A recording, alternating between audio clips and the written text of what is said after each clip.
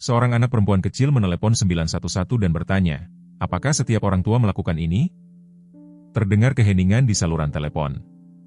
Ketika polisi dan anjing pelacaknya tiba, bus itu berhenti di tengah salju. Sopirnya tidak bergerak, matanya kosong, dan gadis itu tidak terlihat dimanapun. Awalnya semua orang khawatir yang terburuk telah terjadi, tetapi apa yang mereka temukan akan menghancurkan hati kota dan mengubah cara mereka memandang keheningan selamanya. Bisakah ini terjadi di kota Anda juga? Ketik "ya" di kolom komentar jika Anda percaya setiap kebenaran pantas didengar, bahkan yang tersembunyi di balik mata yang tenang. Snow Ridge, Colorado, terletak di antara lereng yang ditutupi pohon pinus, diselimuti keheningan di bawah serangan segar musim ini. Saat itu awal Januari, jenis pagi yang tampak indah dari jendela tetapi menyengat paru-paru saat Anda melangkah keluar. Semalaman, salju setinggi 30 cm telah turun, menghaluskan setiap sudut kota kecil itu, hingga kotak surat tampak seperti kue berlapis es dan rambu jalan miring di bawah beban putihnya. Matahari terbit dengan enggan di atas pegunungan, cahayanya terang tetapi hampa, tajam, tanpa kehangatan. Pada pukul 7 pagi, kota itu sudah bergerak dalam ritmenya yang tenang dan disiplin. Desisan sekop salju, derak sepatu bot, dan gerutuan pelan bus sekolah yang memanas di jalan masuk. Di tempat seperti Snow Ridge, di mana semua orang mengenal semua orang, setiap penyimpangan dari rutinitas terdengar seperti lonceng peringatan, dan pagi itu datang dalam bentuk pertanyaan berbisik ke saluran panggilan. Apakah setiap orang tua melakukan ini? Suaranya kecil, suara seorang gadis. Dia melakukannya lagi, katanya, aku melompat keluar, tolong jangan marah. Lalu saluran itu terputus. Di pos polisi Snow Ridge, petugas call Danner meraih jaketnya bahkan sebelum petugas operator memanggil namanya. Pada usia 38 tahun, Cole tinggi dan berbadan lebar, dibangun seperti pria yang masih membawa barang-barang yang tidak bisa diletakkan. Rambutnya gelap dan dipotong pendek di pelipisnya dengan warna abu-abu yang tidak ada hubungannya dengan usia. Bekas luka samar membentang tepat di bawah pipi kanannya dan di atas pangkal hidungnya. Sisa-sisa ledakan di pinggir jalan selama tur keduanya di Irak. Dia bergerak dengan ketenangan dan ketelitian seseorang yang dilatih untuk bereaksi sebelum bertanya. Cole tidak sendirian. Saat dia melangkah menuju pintu, rekannya K9, Shadow, bangkit diam-diam dari bawah meja. Bulu gembala Jerman itu berwarna hitam arang yang kaya dengan bintik-bintik coklat di bawah rahang dan cakarnya. Shadow memiliki mata yang tajam dan cerdas dan postur seorang prajurit.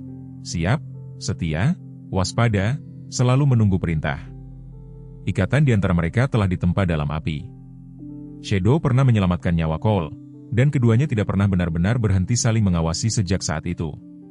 Operator memastikan sumber panggilan, sebuah nomor terdaftar atas nama Evelyn Miller, seorang pustakawan pensiunan di Maple Street. Gadis itu pasti menggunakan telepon neneknya.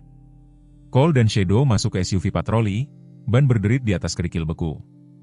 Saat mereka melaju di jalan utama, sinar matahari memantul dari jalan-jalan putih, menciptakan silau yang memaksa Cole untuk menyipitkan mata.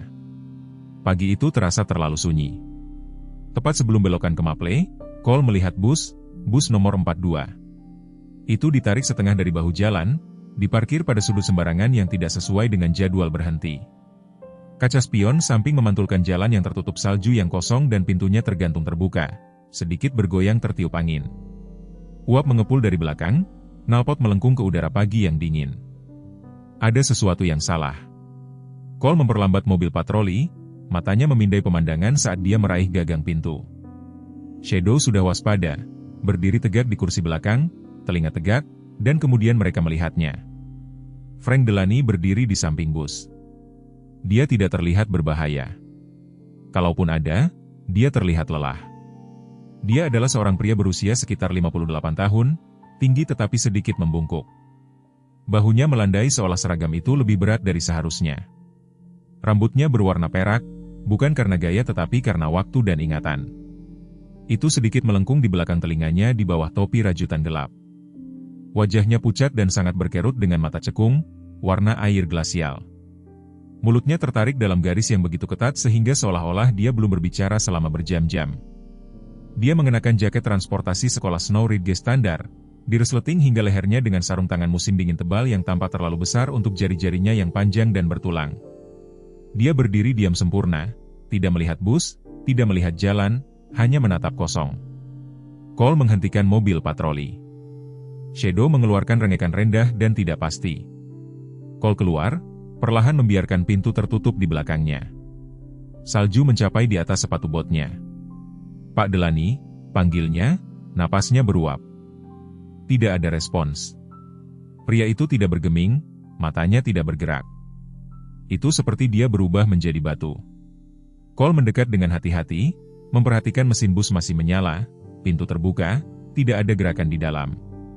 Sesuatu menusuk di benaknya, mungkin pelatihan, atau naluri, tetapi itu memberitahunya bahwa apapun yang terjadi di sini, itu belum berakhir. Dia melirik ke arah rumah-rumah di sekitarnya, beranda yang tertutup salju, jendela yang tenang, tidak ada tanda-tanda gadis itu. "Shadow," katanya. Anjing itu melompat dari SUV, mendarat diam-diam di sampingnya. Cole memberi isyarat ke arah pagar di dekatnya. Shadow mengendus udara, lalu melesat ke arah halaman samping sempit yang dilapisi dengan pagar kayu putih. Cole mencapai sisi bus. Dia tidak masuk, belum.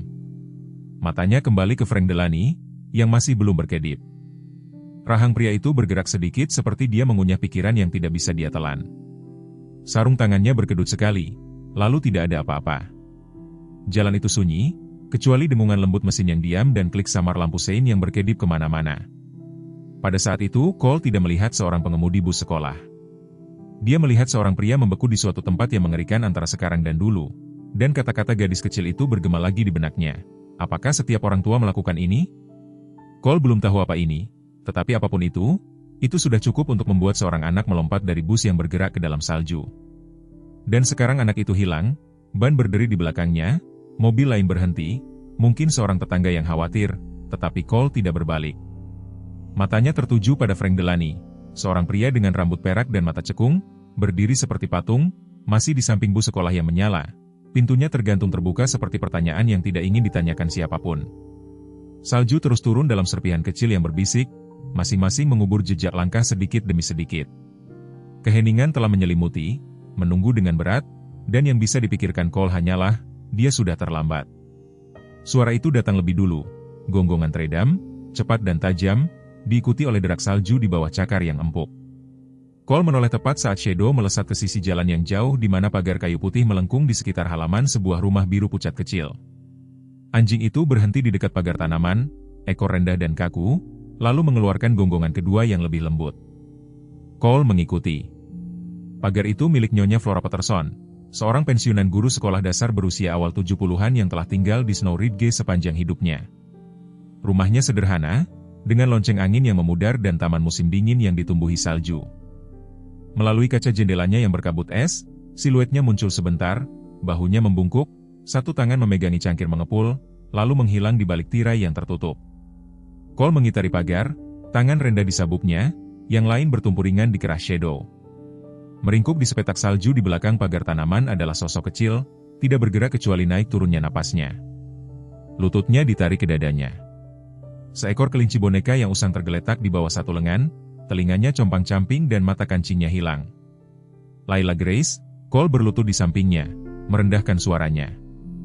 Gadis itu tersentak tetapi dia tidak lari. Matanya lebar, coklat dan berair. Pipinya memerah karena kedinginan. Bintik-bintik menutupi hidung dan pipi atasnya, setengah tersembunyi di bawah poni ikal kastanya kusut, menempel di topi wol merah muda yang telah tergelincir ke samping.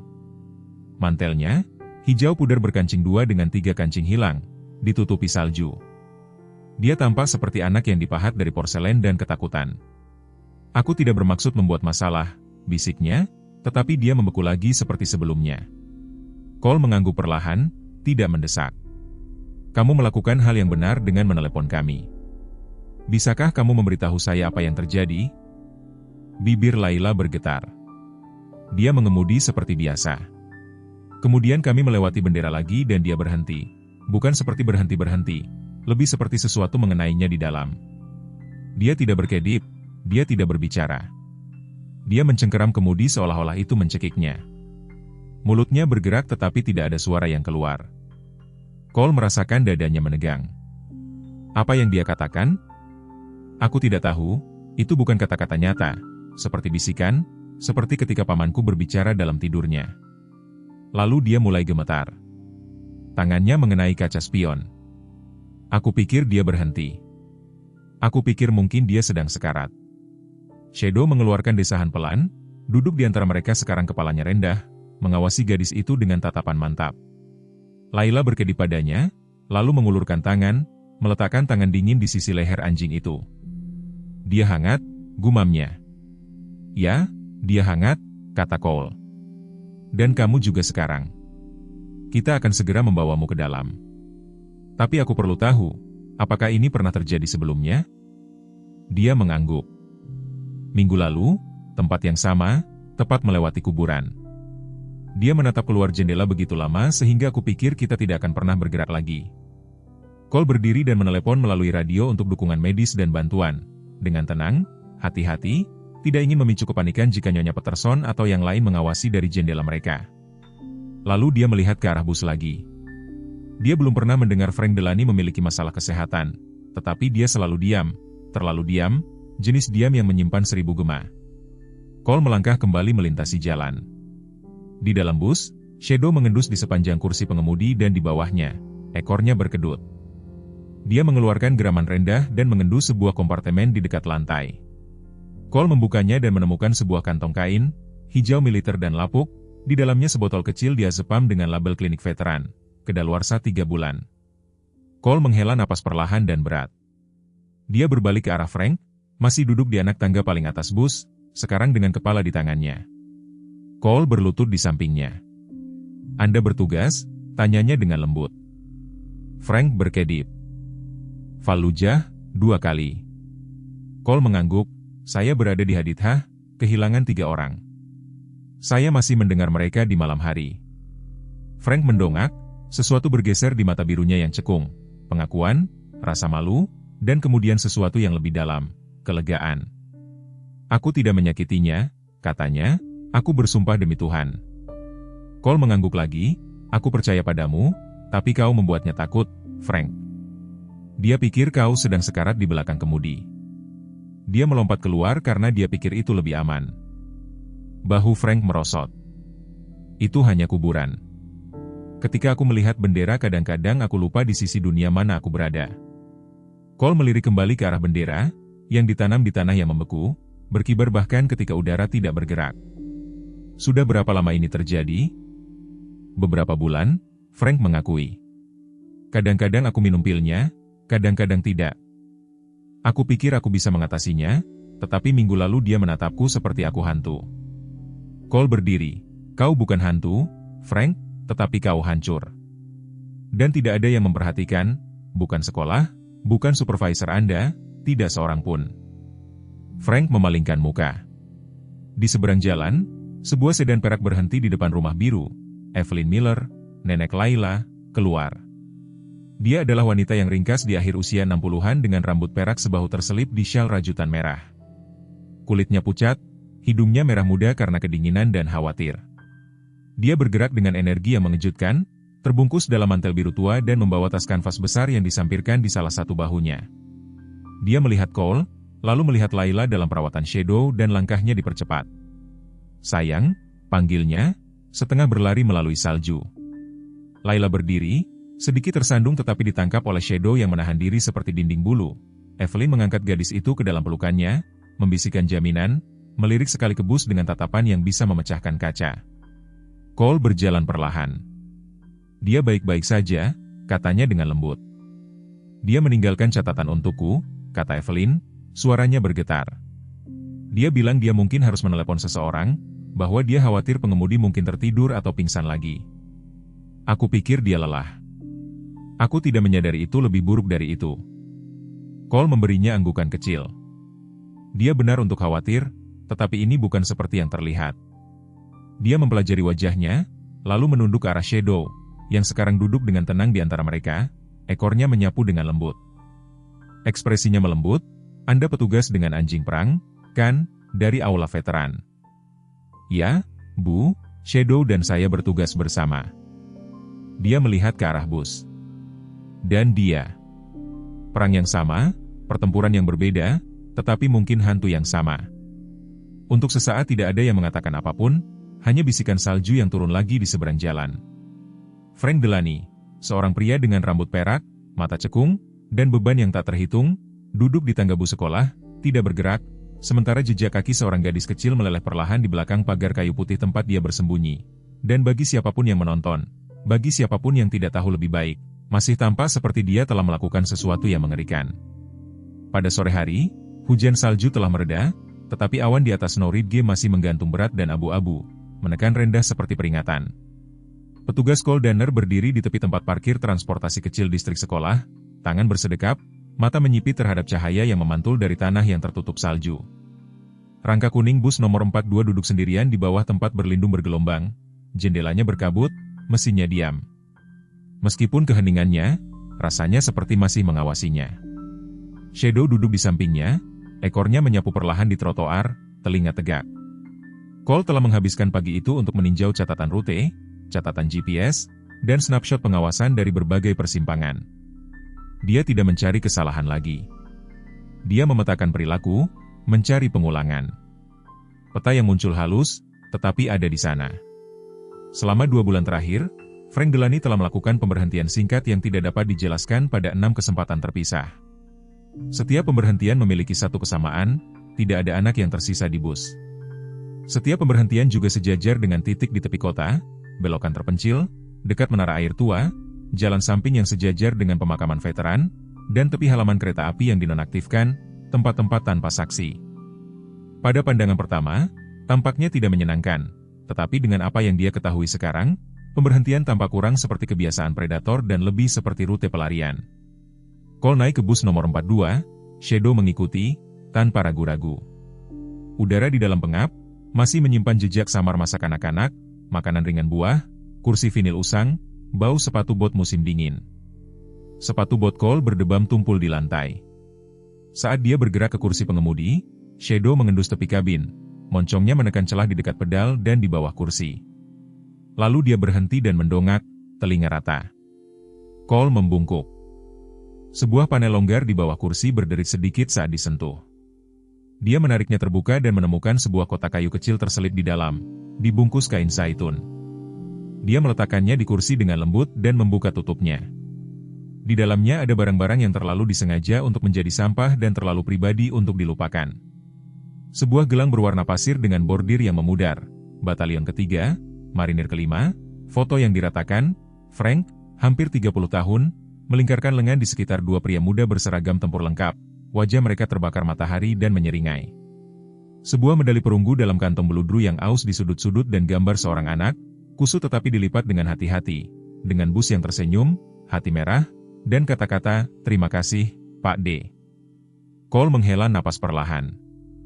Ini bukan piala, ini adalah jangkar. Di belakangnya, pintu bus terbuka dengan desisan lembut. Cole berbalik untuk melihat sosok baru melangkah masuk. Carla Mahia berusia pertengahan 40-an, koordinator transportasi distrik. Dia pendek dan dibangun dengan kokoh, dengan bahu lebar dan rambut gelap yang ditarik menjadi sanggul rapi. Kulit zaitunnya memerah karena kedinginan dan nadanya cepat tetapi tidak ramah. Dia tidak keluar, katanya sebagai sapaan. "Apakah Anda tahu apa yang terjadi?" "Apakah Frank pernah meminta cuti?" tanya Cole, mengabaikan pertanyaan itu. Carla mengerutkan kening. Dia bertanya kembali pada bulan Oktober, mengatakan dia membutuhkan beberapa minggu untuk cuti medis, tetapi kami kekurangan 3 pengemudi. Aku mengatakan kepadanya jika dia pergi, aku harus menggandakan rutenya dengan orang lain. Aku pikir dia mengerti itu berarti tidak. Apakah dia mengatakan hal lain? Dia bergeser defensif sekarang. Dia tampak lelah. Aku berasumsi itu hanya usia yang mengejarnya. Dia pendiam, menyendiri. Tidak pernah ada keluhan dalam catatannya. Dia melirik ke arah kotak itu. "Apa itu? Kenangan?" Cole berkata, yang tidak pernah ditanyakan siapapun kepadanya. Mulut Carla menekan menjadi garis tetapi dia tidak menanggapi. Cole mengemas barang-barang itu kembali ke dalam kotak lalu berdiri. "Kapan terakhir kali Anda meninjau catatan GPS-nya?" "Tahun lalu, mungkin. Kami hanya memeriksa jika ada laporan." "Seharusnya ada." Dia melangkah keluar dari bus, Shadow mengikuti dari belakang, dan Carla tertinggal dalam diam. Malam itu, kembali di pos polisi, Cole meletakkan kotak itu di mejanya dan mengeluarkan peta kabupaten yang besar. Dia menandai 6 lokasi pemberhentian aneh dengan tinta merah, menarik garis di antara mereka. Mereka menciptakan setengah lingkaran di sekitar satu titik di tengah, pemakaman veteran Snow Ridge. Dia berbalik ke Shadow, yang terbaring di dekat pemanas. Setiap kali itu terjadi ketika dia melewati bendera-bendera itu, kata Cole dengan suara keras. Itu pemicunya. Dia menelepon Evelyn Miller selanjutnya. Wanita yang lebih tua itu mengangkat pada dering ketiga. Ya, Nyonya Miller, saya menindaklanjuti tentang Layla. Dia tertidur, kelelahan tetapi aman. Saya perlu bertanya tentang sesuatu yang dia katakan sebelumnya. Minggu lalu. Apakah dia menyebutkan sesuatu yang aneh tentang perilaku Frank? Dia menulis di jurnalnya bahwa dia menghilang. Itu frasanya. Aku tidak mengerti itu saat itu.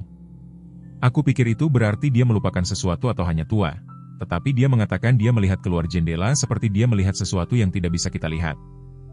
Apakah dia pernah mengatakan apa? Hanya itu membuatnya sedih, seperti melihat seseorang menghilang. Cole mengucapkan terima kasih dan menutup telepon. Dia menatap peta lagi. Ingatannya sendiri merayap kembali. Konvau, panas, keheningan setelah ledakan. Dia ingat seorang pria bernama Brewer, lebih tua, selalu stabil, yang hancur setelah melihat seekor anjing berlari melintasi jalan di Baghdad, mengatakan itu mengingatkannya pada pertaniannya di Iowa. Seminggu kemudian, Brewer mengunci diri di Humvee dan tidak mau keluar. Kadang-kadang, pikir Cole, rasa sakit terburuk tidaklah keras, itu diam, tidak terlihat, sampai meledak. Keesokan paginya Cole mampir ke aula VFW setempat sebelum matahari terbit. Beberapa orang tua minum kopi dan rokok di sudut redup ruang utama. Salah satu dari mereka, seorang pria kulit hitam tinggi dengan kaki yang pincang dan suara seperti kerikil, bernama Ruben Griggs, seorang veteran Vietnam dengan dada penuh medali dan aura hormat yang tenang. Kau kenal Frank Delany? Tanya Cole. Reuben mendongak. Ya, tidak banyak bicara. Kehilangan dua anak laki-laki di Fallujah. Salah satunya adalah pengemudinya. Pernahkah kau melihatnya setelah rute? Kadang-kadang dia parkir di dekat kuburan dan hanya duduk. Tidak pernah masuk, hanya duduk di tempat parkir menatap. Cole mengangguk. Kau pikir dia berbahaya? Reuben bertanya dengan tenang. Tidak, kata Cole. Tapi dia tenggelam dan tidak ada yang melihatnya.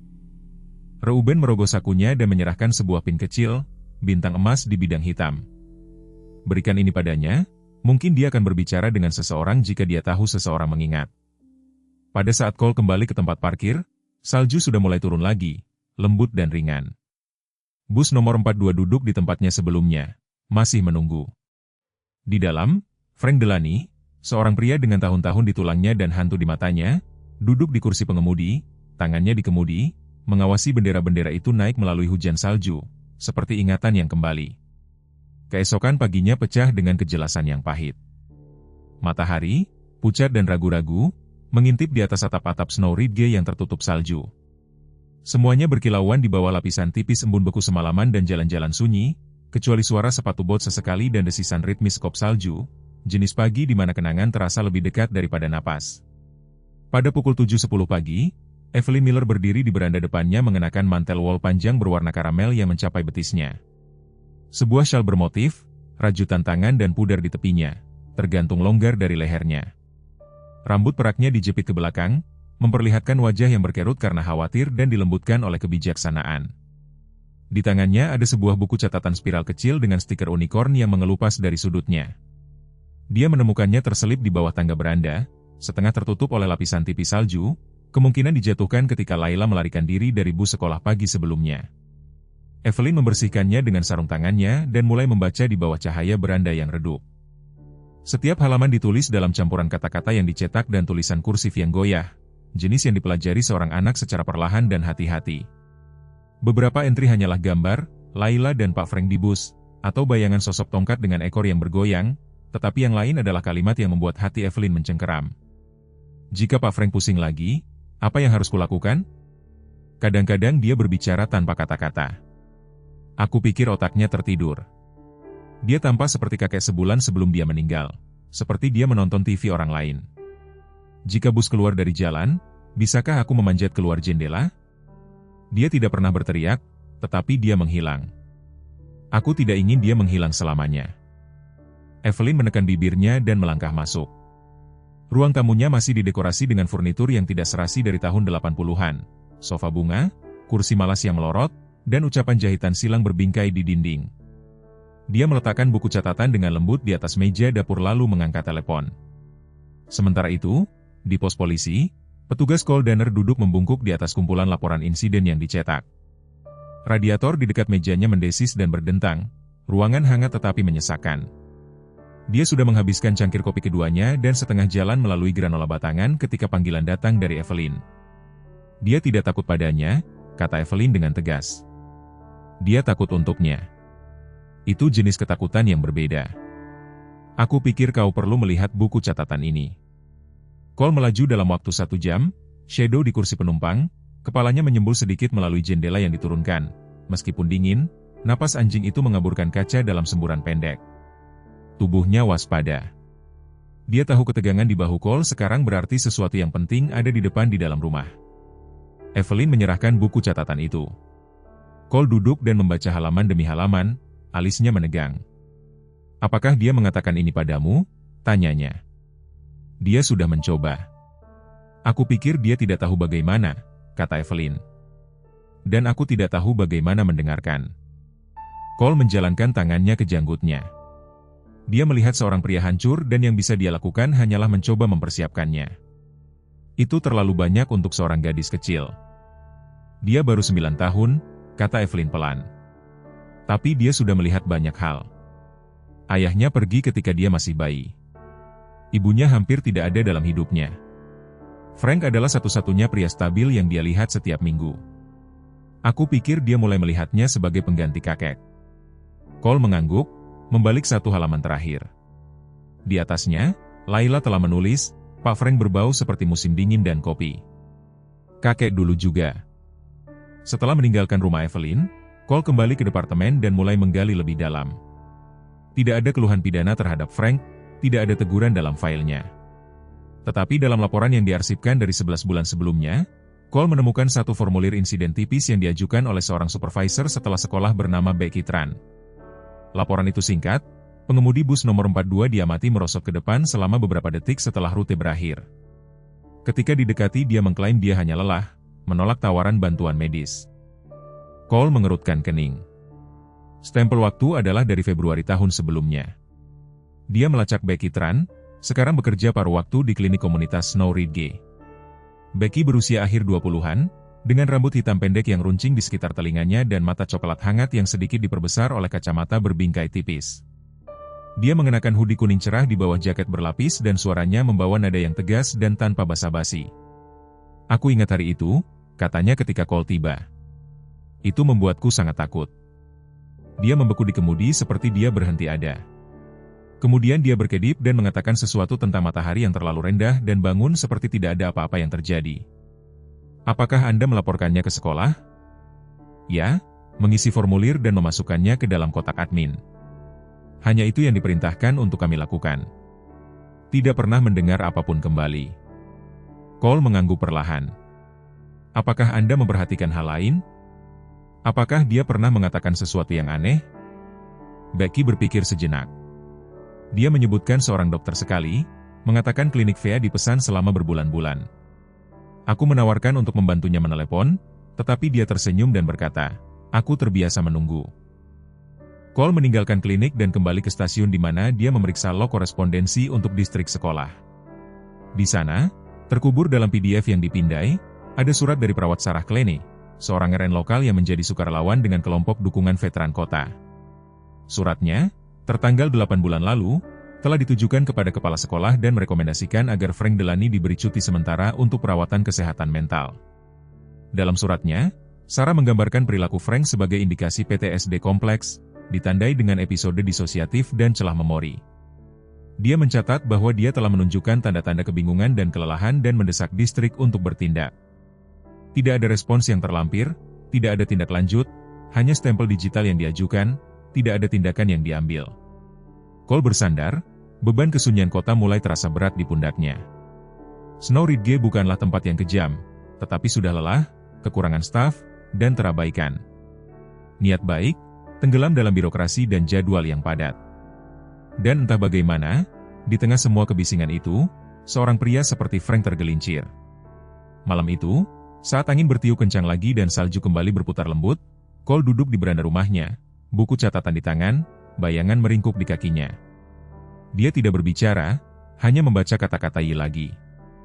Mungkin Pak Frank tersesat dalam ceritanya sendiri, tulisnya di satu halaman, dan tidak ada yang tahu bagaimana menemukannya. Cole mengembuskan napas, mengaburkan udara dingin, dan berbisik, "Sekarang kita tahu. Laya, sekarang kita tahu." Sekolah dasar Snow Ridge adalah bangunan tua, batu bata merah, hiasan putih pudar, dan jendela yang berderit setiap kali angin musim dingin bertiup. Salju telah menebal semalaman, mewarnai halaman sekolah dengan bubuk segar yang belum tersentuh, meskipun bekas ban dan jejak kaki yang berserakan menceritakan kisah kacau mereka sendiri. Petugas Cole Danner memarkir mobilnya di samping pintu masuk fakultas yang membeku, bayangan di sisinya, ekornya bergoyang malas tetapi matanya waspada. Di dalam kantor utama, pemanas berdengung di atas kepala, berjuang melawan dingin tajam yang menembus jendela berlapis ganda. Aroma kopi gosong dan disinfektan beraroma lemon memenuhi udara. Di belakang meja depan duduk Marlene Jensen, seorang wanita mungil berusia 60-an dengan kacamata mata kucing dan selendang wol yang dililitkan di bahunya seperti baju besi. Wajahnya tegang, waspada. Cole menyapanya dengan anggukan. "Marlene, saya perlu melihat log insiden transportasi Anda dan akses ke kamera dashboard bus 42. Marlene ragu-ragu. "Kami tidak terbiasa membagikan rekaman internal tanpa persetujuan administratif." Cole mengangkat lencananya. "Saya tidak meminta kebijakan, Marlene. Saya meminta keselamatan. Seorang anak lari dari bus itu karena panik dan pengemudi Anda mungkin menderita trauma yang tidak diobati. Saya mencoba memahami apa yang terjadi." Marlene melunak, meskipun dengan enggan, dan membukakannya pintu bagian dalam. Ruang server sekolah adalah ruang sempit dan terlalu panas di lantai 2. Di sana Cole bertemu dengan Mason Lowe, seorang koordinator teknologi berusia awal 30-an. Kurus dan gelisah, dengan rambut hitam pendek dan senyum gugup. Kantornya berantakan dengan kabel yang kusut, laptop setengah terbuka, dan makanan microwave yang perlahan membeku di meja samping. "Anda ingin bus 42? Mason bertanya, mengetuk tombol dengan cepat. "Tentu, kami menyimpan sekitar 30 hari rekaman sebelum dihapus." Waktu yang tepat, dia mengklik daftar dan membuka folder berlabel Fab Records 42. Umpan kamera muncul, dimiringkan dari depan bus, menangkap lorong dan sebagian kecil profil pengemudi. Saat rekaman diputar, mata Cole menyipit. Di sana mereka, 3 anak laki-laki duduk di dekat belakang, anak kelas 8 dari penampilannya, mengenakan jaket kebesaran dan beanie rajut. Salah satunya memiliki speaker Bluetooth genggam yang menyembul dari saku samping ranselnya.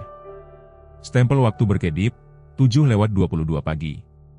Salju mengaburkan jendela. Frank duduk di kemudi, tenang tapi pendiam. Kemudian datanglah suara gemuruh frekuensi rendah yang keras dari speaker seperti ledakan dalam film perang. Itu tidak cukup keras untuk didengar dari luar, tetapi bergema di seluruh kabin dengan kejernihan yang tajam. Frank tersentak bahunya, menyentakkan tangannya, bergerak-gerak di setir. Bocah itu menahan cekikikan.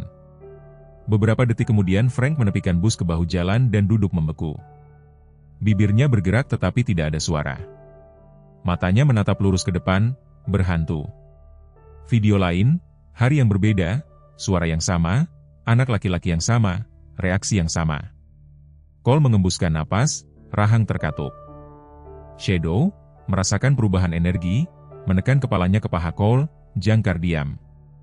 Cole mengklik jeda dan menoleh ke Mason. "Unduh semua ini. Saya ingin stempel waktu, nama anak-anak, dan tanggal mereka naik rute ini." Kembali di SUV patrolinya, Cole menghubungi kepala sekolah Diana Hartley. Diana berusia akhir 40-an dengan sikap tenang dan rambut auburn yang disematkan dengan rapi. Nada suaranya di telepon formal, bahkan dingin. "Saya khawatir perilaku ini belum ditangani," kata Cole. "Ada bukti jelas pelecehan yang memicu respons PTSD. Pengemudi telah rentan secara medis selama berbulan-bulan." Ada jeda di saluran telepon. "Kami sadar Pak Delani mengalami kesulitan," kata Diana hati-hati, "tetapi kami juga memiliki pilihan terbatas, petugas Danner. Kami kekurangan staf dan tanggung jawab sekolah adalah area yang sangat sensitif. Anda mengabaikan gejala untuk menghindari tuntutan hukum," kata Cole terus terang. "Kami tidak mengabaikan, Kami mengelola apa yang kami bisa dalam kebijakan. Cole mengakhiri panggilan dengan desahan dan menatap ke seberang tempat parkir yang bersalju. Kebijakan selalu menjadi tembok antara perawatan dan konsekuensi. Malam itu dia kembali ke kabinnya di ujung selatan kota. Itu sederhana, 2 kamar tidur, pemanas kompor kayu, dan beranda yang tertutup kayu bakar dan mangkuk anjing yang membeku.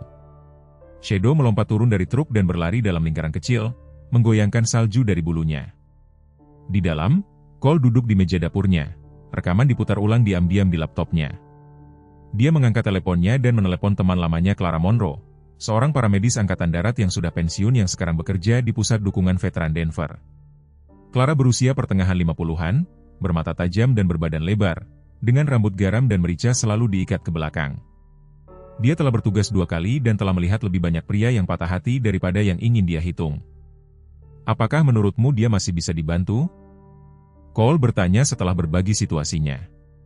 PTSD tidak hilang, Cole, tetapi semakin cepat kita campur tangan, semakin baik peluangnya dia tidak berputar, jawab Clara.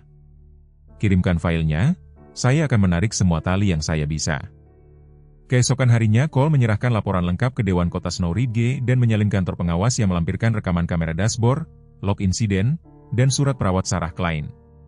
Dia memberi judul file, Delaney, Frank, bukti pengabaian dan rujukan medis mendesak. Dia mengakhiri memonya dengan 1 baris. Jika sistem tidak akan melindungi orang-orang yang mengemudikan anak-anak kita dengan aman melewati badai salju dan kesunyian, maka mungkin lencana itu masih harus melakukannya. Sore itu, Frank Delaney duduk sendirian di ruang tamunya, tirai setengah tertutup. Apartemen itu rapi, sederhana, beberapa sentuhan pribadi disimpan untuk foto yang memudar di rak perapian. Sekelompok tentara dengan perlengkapan gurun, lengan melingkar satu sama lain, tawa membeku dalam waktu. Salah satunya adalah Frank, 20 tahun lebih muda, terbakar matahari dan hidup. Ada ketukan di pintu. Ketika Frank membukanya, dia menemukan Cole berdiri di sana, bayangan di sampingnya, ekornya bergoyang. Kita perlu bicara, kata Cole lembut, tentang mendapatkan bantuan yang pantas Anda dapatkan. Frank berkedip, matanya berkabut. Apakah saya dalam masalah? Tidak, jawab Cole. Tapi beberapa orang yang seharusnya membantumu mungkin saja.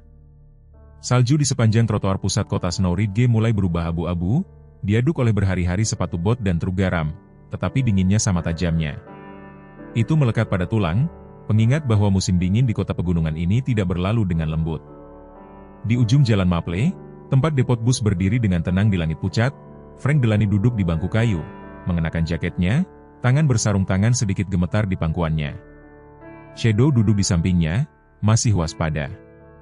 Gembala Jerman itu menjadi sangat dekat dengan Frank dalam beberapa hari terakhir. Itu bukan hanya kesetiaan, seolah-olah Shadow melihat sesuatu yang tak terucapkan dalam dirinya, cara Frank duduk, tatapan kosong di matanya. Itu membangkitkan sesuatu yang protektif dalam naluri anjing itu. Frank terbungkus dengan baik, tetapi napasnya mulai mengabur tidak merata dan keringat dingin menempel di dahinya. Terlepas dari dinginnya, kaki kanannya berkedut halus, lalu lebih kuat. Erangan teredam keluar dari bibirnya saat dia membungkuk ke depan, memegangi dadanya. Shadow langsung berdiri, mengeluarkan rengekan rendah dan mendesak. Dia mengelilingi Frank sekali lalu berlari menyusuri jalan, salju beterbangan di bawah cakarnya. Petugas Cole Danner baru saja memarkir SUV-nya 2 blok jauhnya untuk mengambil kopi ketika dia melihat kabur bulu berlari ke arahnya. Shadow berhenti mendadak di depannya, menggonggong tajam, lalu berbalik dan melesat kembali ke arah depot. Cole tidak ragu-ragu. Dia menjatuhkan kopi dan berlari, salju berderak di bawah sepatunya, jantungnya berdebar kencang. Ketika dia mencapai bangku, Frank merosot ke samping, nyaris tidak sadar. Frank, tetap bersamaku, kata Cole, menurunkannya dengan lembut ke tanah. Bibir Frank bergerak, berbisik. Terlalu keras, terlalu terang. Cole memeriksa denyut nadinya, lemah tapi ada. Dia mengeluarkan radionya. Dispatch, ini Danner. Darurat medis di depot bus. Pria, usia 60-an, diduga episode jantung, semi-responsif. Shadow berdiri beberapa kaki jauhnya, mengawasi dengan mata cemas. Ambulans datang dengan cepat dan ketika para medis mengambil alih, salah satu dari mereka, seorang wanita tegap berusia 40-an bernama Carla Beechum, dengan rambut berpasir yang ditarik menjadi kepang yang ketat, mengenali Frank. Delaney, katanya lembut, meletakkan masker oksigen padanya. Kami pernah melihatmu sebelumnya, bukan? Frank mengangguk perlahan, lalu batuk. Di rumah sakit, Clara Monroe tiba tidak lama setelah Cole. Dia telah berkendara dari Denver pagi itu, wajahnya pecah-pecah karena angin, matanya setajam biasanya. Dia mengenakan mantel hijau militer tebal dan lencana vea biru di lehernya. Ketika dia melangkah ke kamar Frank, dia tidak menawarkan basa-basi, hanya sebuah tangan di bahunya dan janji, "Kami tidak akan meninggalkanmu, prajurit." Berita tentang insiden itu menyebar cepat di Snow Ridge, tetapi kali ini ada sesuatu yang berbeda. Bukan gosip atau kecurigaan yang bergerak melalui kota, itu adalah perhatian, simpati, pengertian. Cole melihatnya dalam cara perawat sekolah, Sarah Kleine, muncul di stasiun sore itu dengan sekotak kue oatmeal dan folder catatan lama yang belum berani dia kirimkan lagi. Catatan tekanan darah tidak teratur Frank, episode gugup, surat-surat yang telah dia coba kirim ke dewan sekolah. Sarah adalah seorang wanita jangkung berusia awal 50-an dengan rambut coklat kastanye, beruban diikat dalam sanggul rendah. Dia memiliki wajah yang tulus dan lelah dan mata hazel hangat yang jarang berkedip ketika dia berbicara, selalu melihat lurus ke hati nurani Anda. "Seharusnya aku mendorong lebih keras," katanya, "tapi aku tidak ingin kehilangan pekerjaanku karena sesuatu yang tidak akan dibaca siapapun." Cole meletakkan tangannya di lengannya. "Kamu telah melakukan lebih dari yang lain. Bantu aku. Sekarang, kita akan go public." Sabtu malam itu, balai komunitas Snow Ridge penuh sesak. Orang tua, guru, bahkan beberapa siswa duduk terbungkus mantel musim dingin di bawah lampu kuning redup dan balok kayu yang berderit. Sebuah tanda di layar proyektor bertuliskan, "Memahami luka tersembunyi, PTSD dan respons komunitas." Cole berdiri di depan, diapit oleh Clara Monroe dan Dr. Alan Fitz, seorang psikolog VA yang telah menjadi sukarelawan untuk berbicara. Dr. Fitz berusia 60-an, tinggi, dengan mata cekung dan senyum ramah, janggut abu-abunya dipangkas rapi. Dia berbicara dengan nada tenang dan terukur, menguraikan seperti apa PTSD itu, bukan dalam perang tetapi dalam kehidupan sehari-hari, di bus, di sekolah, dalam kesunyian. Kemudian Cole melangkah maju dan memanggil Leah Grace. Gadis kecil itu berjalan perlahan ke depan. Dia mengenakan gaun sweater ungu tua dan sepatu bot salju yang terlalu besar untuk pergelangan kakinya. Rambutnya dikepang ke satu sisi oleh ibunya pagi itu dan dia menggenggam kelinci mewah kecil di satu tangan. Suaranya ketika keluar kecil tapi mantap. "Saya menelepon 911 karena saya pikir sesuatu yang buruk sedang terjadi, bukan karena Pak Frank jahat." Dia tidak pernah berteriak atau menakuti kami, dia hanya berhenti. Seolah semua kebisingan membuatnya menghilang di dalam. Dia tampak seperti kakek saya James sebelum dia meninggal. Ruangan itu hening. Dia berbalik sedikit untuk melihat Cole. "Saya tidak ingin dia meninggal." Beberapa orang tua memiliki air mata di mata mereka. Bahkan kepala sekolah Hartley, duduk kaku di baris kedua, berkedip keras dan melirik ke pangkuannya. Setelah pertemuan, selusin orang datang untuk berbicara dengan Clara menawarkan sumbangan, jam sukarela, dan dukungan. Beberapa veteran di kota juga muncul. Pria pendiam dengan jaket tebal dan ingatan yang lebih berat. Salah satunya, Robert Red Avery, seorang marinir pensiunan dengan janggut merah tebal dan wajah yang lapuk, menawarkan untuk membantu mendirikan sesi kelompok mingguan.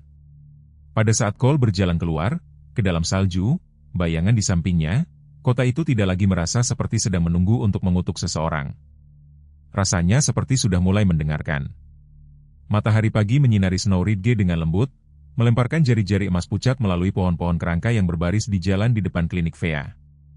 Salju telah berhenti turun malam sebelumnya dan kerak es yang halus menempel di setiap cabang, berkilauan seperti bintang-bintang yang terlupakan yang tertangkap di siang hari.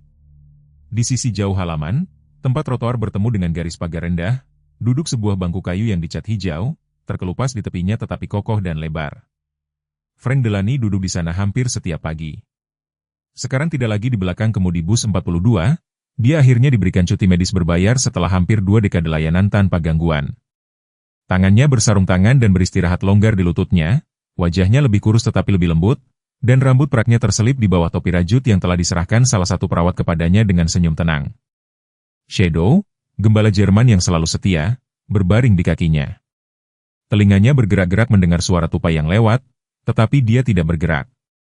Perhatiannya tetap pada Frank, seolah-olah masih selaras dengan pernapasan pria itu, dengan tatapan kosong sesekali yang tidak lagi membawa ketakutan, hanya kewaspadaan.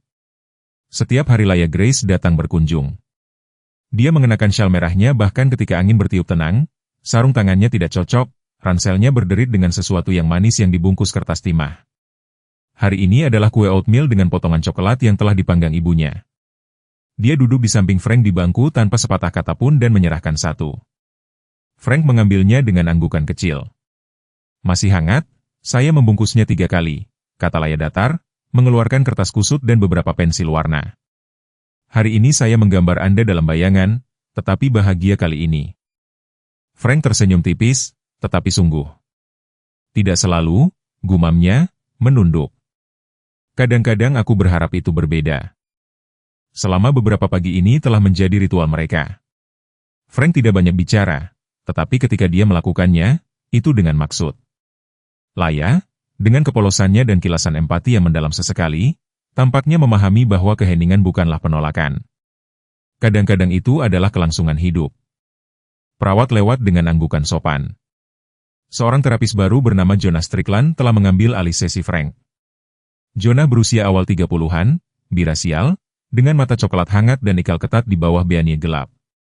Dia sendiri telah bertugas 2 kali sebelum mempelajari psikologi trauma. Kehadirannya tenang, tidak invasif. Dia bertanya tetapi tidak pernah mendorong. Jonah sering melirik dari jendela kantornya dan melihat trio itu, Frank, Laya, dan Shadow, berkerumun di sekitar buku sketsa. Dia pernah berkata kepada Clara Monroe, gadis itu melakukan lebih banyak untuk penyembuhannya daripada buku teks manapun yang pernah saya baca. Di rumah sore itu, Laya mengerjakan sesuatu yang berbeda. Ibunya, Denise Grace, sedang melipat cucian ketika dia menemukan gadis itu membungkuk di atas meja makan dengan kamus dan buku catatan. Pekerjaan rumah? Bukan. Artikel koran. Denise berkedip. Kamu berusia 9 tahun. Saya meminta Nona Rosenthal di sekolah untuk membantu. Dia berkata saya bisa mengirimkannya ke koran kota jika saya mau. Dan dia mengirimkannya. 2 hari kemudian, terletak di antara pembaruan Dewan Kota dan iklan untuk ban salju, The Snow Ridge Gazette menerbitkan esai singkat tetapi menghantui berjudul Pengemudi yang Tenang oleh Laya Grace. Isinya sebagian, beberapa orang tidak berteriak atau memukul atau melakukan hal-hal buruk dengan sengaja. Beberapa orang hanya berhenti karena hati mereka terlalu penuh dan kepala mereka terlalu keras. Pak Frank tidak menakuti saya karena dia jahat. Dia menakuti saya karena saya tidak tahu bagaimana membantu. Sekarang saya tahu. Anda duduk, Anda membawa kue, Anda membiarkan mereka berbicara atau tidak, dan Anda tetap tinggal. Karya itu menyentuh sesuatu yang dalam di kota. Itu dijepit dan disematkan ke papan di perpustakaan, ditempelkan di bagian dalam garasi bus, dan dibacakan dengan keras di majelis sekolah oleh kepala sekolah Hartley. Suaranya terkadang tidak stabil. Sarah Klein, perawat sekolah itu meneteskan air mata membacanya di ruang guru. Kita telah menghabiskan terlalu banyak waktu mencari penjahat, bisiknya kepada penjaga di sampingnya, dan tidak cukup waktu untuk bertanya siapa yang membutuhkan bantuan. Guru Laya, Nona Rosenthal, seorang wanita mungil berusia akhir 40-an dengan rambut pirang madu dan koleksi selendang yang tak ada habisnya, bertanya kepada kelas apakah mereka ingin melakukan proyek kelas tentang empati komunitas. Ruangan itu menyala dengan ide, gambar, surat kepada veteran, mural kebaikan. Sementara itu, Shadow telah berjalan dari kantor polisi ke klinik setiap pagi dengan Cole, sebelum mengupas ke arah bangku hijau seolah-olah itu adalah rumah kedua. Anjing itu telah menjadi semacam simbol lokal. Orang-orang akan tersenyum dan melambai. Anak-anak akan menjulurkan kepala dari mobil orang tua mereka dan berteriak, "Hai, Shadow," saat mereka lewat. Cole sendiri menyaksikan perubahan diam-diam yang terjadi di sekelilingnya dengan optimisme yang hati-hati. Dia bukan orang yang mudah tergerak oleh tampilan publik. Masa lalunya telah mengukirnya menjadi seseorang yang lebih skeptis, tetapi dia merasakannya di dadanya. Kota itu berubah dengan lembut, seperti salju yang mencair ke dalam tanah. Suatu hari, sementara Frank dan Laya berbagi sandwich selai kacang, Frank berbalik dan berkata, "Kamu mengingatkan saya pada keponakan saya. Dia biasa duduk dengan saya setelah saya kembali. Dia juga tidak banyak bicara, hanya duduk di sana. Kadang-kadang itulah yang Anda butuhkan." Laya tersenyum. "Saya bisa duduk lebih baik daripada siapapun di kelas saya." Bahkan Shadow menghentakkan ekornya. Pada saat Maret melipat halaman terakhirnya, salju dan punggungan salju telah memulai retretnya yang lambat. Es meluncur dari atap seperti perpisahan berbisik dan embun beku di rumput mencair menjadi benang perak. Udara pagi masih terasa dingin yang keras kepala, tetapi matahari telah tumbuh lebih percaya diri, naik lebih tinggi di atas cakrawala setiap hari. Dalam kembalinya warna dan kehidupan yang lembut ini, sesuatu yang lain bergerak lembut kembali ke tempatnya, tempat Frank Delaney di dunia. Dia tidak lagi mengemudikan bus 42. Kursi itu sekarang menjadi milik seorang pria muda bernama Rudy Martinez, seorang ayah berperawakan tong dari 4 orang berkulit zaitun, selalu bersenandung lagu-lagu jazz lama di bawah napasnya. Rudy baik hati dan tahu bagaimana membuat anak-anak tertawa tanpa membiarkan aturan lolos. Tetapi bahkan dia, dengan suara hangatnya yang serak, pernah berkata, tidak ada yang membuat kesunyian terasa lebih aman daripada yang dilakukan Pak Frank. Jabatan baru Frank sederhana tetapi kuat, pendidik dukungan veteran. Melalui program percontohan yang didanai negara bagian yang disebut veteran di sekolah, ia sekarang mengunjungi ruang kelas sekolah dasar untuk berbicara tentang waktunya dalam pelayanan, tentang keberanian, dan yang terpenting, tentang penyembuhan. Shadow duduk di kakinya selama setiap sesi, mata waspada, ekor masih, kepala kadang-kadang beristirahat di sepatu anak. Pada hari pertamanya kembali, Frank mengenakan sweater abu-abu lembut dan kemeja berkerah biru tua di bawah rompi biru tua. Dia tampak lebih sehat, bahunya tidak lagi membungkuk, matanya lebih jernih di belakang kacamata berbingkai persegi. Masih ada getaran di tangan kirinya, tetapi dia tidak lagi menyembunyikannya. Kepala sekolah Hartley telah menyambutnya di kantor depan, riasannya lebih ringan, suaranya lebih lembut dari biasanya. Mereka merindukanmu, Frank, bahkan mereka yang tidak tahu bahwa mereka melakukannya. Hari itu dia memasuki kelas 3 Nona Rosenthal dengan martabat yang sama seperti yang pernah dia bawa ke halte bus yang tertutup salju. Laya duduk di dekat depan, syal merahnya melilit longgar di bahunya seperti pelukan yang telah dia berikan pada dirinya sendiri. Ranselnya telah berubah. Sekarang berwarna biru langit dan dalam huruf bersulam rapi tertulis, orang baik juga bisa patah dan tetap sembuh. Frank melihatnya. Matanya tertahan di sana sejenak sebelum mengangkat ke miliknya. Tidak ada kata-kata yang terucap di antara mereka, hanya anggukan. Saat Frank memulai pembicaraannya, menceritakan hari-harinya di Fallujah, bukan dalam detail berdarah tetapi dalam kebenaran sederhana, Shadow bergeser lebih dekat kepadanya. Frank berhenti pada satu titik, tangannya melayang ke dadanya dan kepala Shadow bersandar lembut ke kakinya. Itu sudah cukup. Jeda berlalu. Di bagian belakang ruangan berdiri Nona Clara Townsend, seorang konselor sekolah yang baru dipekerjakan. Dia berusia akhir 30-an, tinggi dan ramping, dengan rambut merah kecoklatan yang keriting rapat dan bintik-bintik tersebar seperti kayu manis di pipinya yang pucat. Kehadirannya hangat, tanpa mengganggu. Dia telah berperan dalam meluncurkan program veteran di sekolah dan sering mengingatkan orang-orang untuk tidak hanya belajar dari fakta. Mereka belajar dari cerita, dari kehadiran, dari kepercayaan. Setelah pembicaraan, Laya mendekati Frank dengan selembar kertas yang dilipat. Aku menulis sesuatu, gumamnya, pipinya memerah. Dia membukanya perlahan. Satu kalimat duduk di tengah, terima kasih karena tidak menyerah, bahkan ketika terlihat lebih mudah. Frank menelan ludah dengan susah payah. Dan terima kasih, jawabnya, karena tetap tinggal ketika aku tidak tahu bagaimana memintanya. Di luar, bus berbaris dalam ritual pagi mereka yang biasa. Bus 42 berdiri kedua dalam antrean, mesin berdengung, Rudy menyesap kopi dari termos yang bertuliskan, Hashwan, kakek. Kaca depan berkilauan dengan kondensasi awal saat matahari menghangatkannya dari timur. Laya melangkah ke dalam, melambai kepada Rudy dan meluncur ke tempat duduknya yang biasa, yang ketiga di belakang barisan pengemudi. Dia bersandar di jendela, bernapas perlahan, jari-jarinya menghangat di dalam sarung tangan ungu. Saat Rudy mengobrol dengan siswa lain, dia meluangkan waktu sejenak. Dia mengangkat tangannya ke kaca buram, jari terentang, dan perlahan menulis, "Kamu aman sekarang."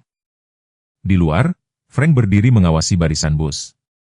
Dia belum mengemudi selama berbulan-bulan, tetapi dia masih datang setiap Selasa dan Kamis untuk berjalan di zona bongkar muat dengan kepala sekolah Hartley yang suka mengatakan, "Ini bukan tentang pengawasan, ini tentang terlihat." Shadow duduk di sebelahnya mengenakan tali kekang baru dengan tambalan sederhana yang dijahit di sampingnya. Dukungan emosional dalam pelatihan. Frank mengajarinya untuk membantu veteran lain dengan bimbingan Jonah dan dorongan Laya. Kesetiaan anjing itu tidak tumpul dengan waktu. Jika ada, itu telah semakin dalam. Kehadirannya tidak lagi hanya jaring pengaman Frank, itu adalah persembahan kepada orang lain. Cole Danner berhenti di dalam mobil patrolinya tepat saat bus 42 bergemuruh di Jalan Maple. Dia keluar mengenakan perlengkapan musim dingin standarnya, bulu abu-abu di atas blus taktis, dan memberikan anggukan kecil. "Bagaimana rasanya?" tanyanya, tangannya dimasukkan ke dalam saku mantelnya. "Aneh," Frank mengakui. "Seperti bangun dari mimpi panjang dan menemukan Anda masih memiliki pekerjaan yang harus dilakukan." Cole tersenyum. "Itu jenis aneh yang baik." Di belakang mereka, kota Snow Ridge bergerak ke dalam ritme paginya. Toko-toko dibuka, guru menyiapkan ruang kelas, anak-anak dengan topi terlalu besar untuk kepala mereka berlari menuju gerbang taman bermain dan pasangan lanjut usia berpegangan tangan di atas meja kedai kopi. Tidak ada yang berbicara tentang bisikan yang pernah menghantui kota, rumor, ketakutan, salah penilaian. Tetapi semua orang ingat, dan mereka ingat karena seorang gadis kecil yang berani mengajukan pertanyaan yang salah untuk alasan yang benar, seekor anjing yang menolak untuk pergi, dan seorang pria yang mengajari mereka apa arti tenang sebenarnya. Kadang-kadang keajaiban terbesar tidak datang dengan guntur atau cahaya. Mereka tiba dalam kesunyian, dalam bentuk bisikan seorang gadis kecil, gonggongan anjing, atau kembalinya seorang pria yang patah hati dengan tenang ke kehidupan. Frank tidak perlu diselamatkan dari dunia. Dia membutuhkan dunia untuk melihatnya, dan mungkin bisikan kecil itu adalah cara Tuhan mengingatkan kita bahwa bahkan yang tenang pun membawa pertempuran. Bahkan kesunyian bisa menjadi suci. Semoga Tuhan memberkati semua orang yang membawa luka yang tak terlihat. Jika kisah ini menyentuh hatimu, silakan sukai. Tinggalkan komentar dengan pemikiran atau doa Anda. Bagikan dengan seseorang yang membutuhkan harapan. Berlangganan untuk membantu kami menyebarkan lebih banyak cerita yang penting. Dan ingat, kadang-kadang suara seorang anak adalah keajaiban yang telah ditunggu seseorang.